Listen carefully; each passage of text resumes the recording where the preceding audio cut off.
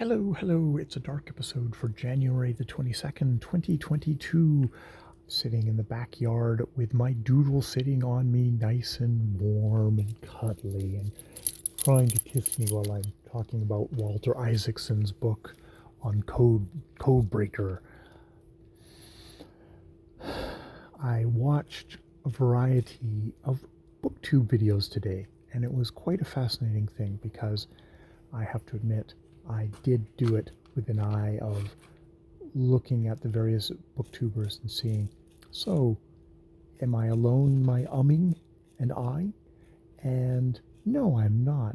It's interesting that some of the more highly edited booktubers, the ones who, definitely chop up their videos, they are probably doing things in little segments and then pausing and then editing it together so that there are not any ums, whether that is the key reason, or if they're just looking at their notes, looking up, saying that one thing, then looking down at their notes, and then up again, and then running that through, and maybe having a couple of takes so that they can chop out and put the right take in.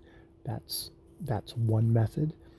It was interesting watching someone like Kelly at Books I'm Not Reading, who is actually someone who does quite a fair amount of umming in her videos. This isn't to criticize Kelly, this is just natural form.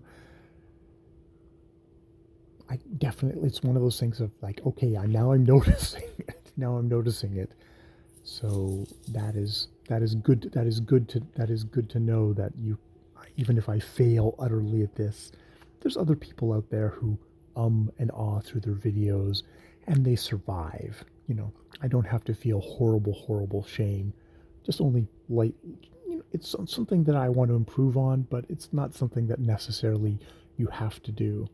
It was interesting. Rachel Morrow, someone who's very small booktuber, limited ums. I think even Steve Donahue has a few ums in his, but very little. And he is a one take. He's the one take wonder in his videos, but he doesn't have it as a vocal tick. It's a little bit in there, so it's casual talk, but he still has it a bit in there. So yeah, it was interesting just doing a little survey of various booktubers. There are other people, not an in sight, and they're doing just one take, and they don't have that habit. So that was an interesting thing to watch, to take in kind of the wide variety of people. And I'll just take that as, all right, I want to get better at it, trying to not to do my ums in my last video or in this one, just to get my practice going, but that I don't have to kill myself over it. How did the rest of my day go?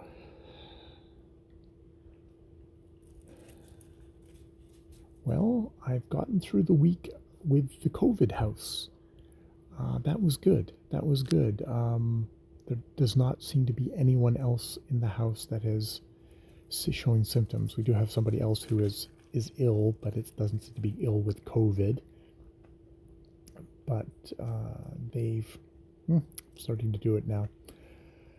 We seem to have gotten through the week without major outbreak, with us all coming down with COVID, which is great because we just thinking it's Omicron. Fuck, we're all gonna get it. But perhaps not. Did learn interesting information that another staff member who had been off sick with COVID. So, looking at the math, I don't know if that they may have gotten it from the resident, or maybe something else entirely. You never know. The thing is that they've done their isolation for the 5 days and are back at work healthy, which is great because they were someone who had underlying health issues of their own, and they didn't need to need to access the hospital, and are back fine, which is really good to hear. So Yeah, that's really good. That's really good. You know, it's not the means it's gonna,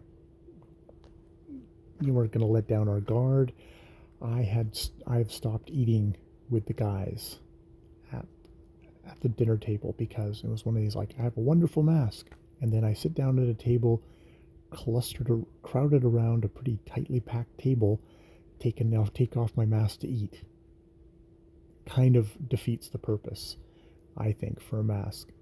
It's, None of the residents wear masks. This is their home, but I'm not going to take off my mask.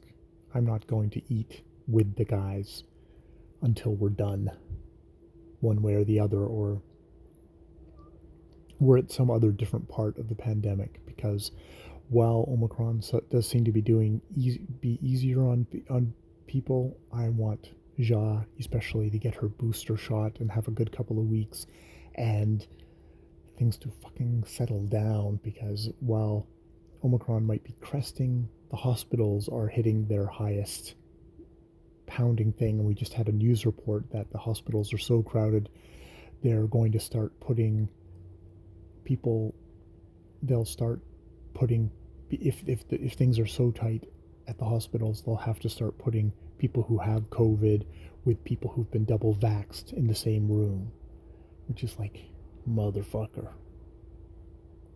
So stay out of the hospital if you can.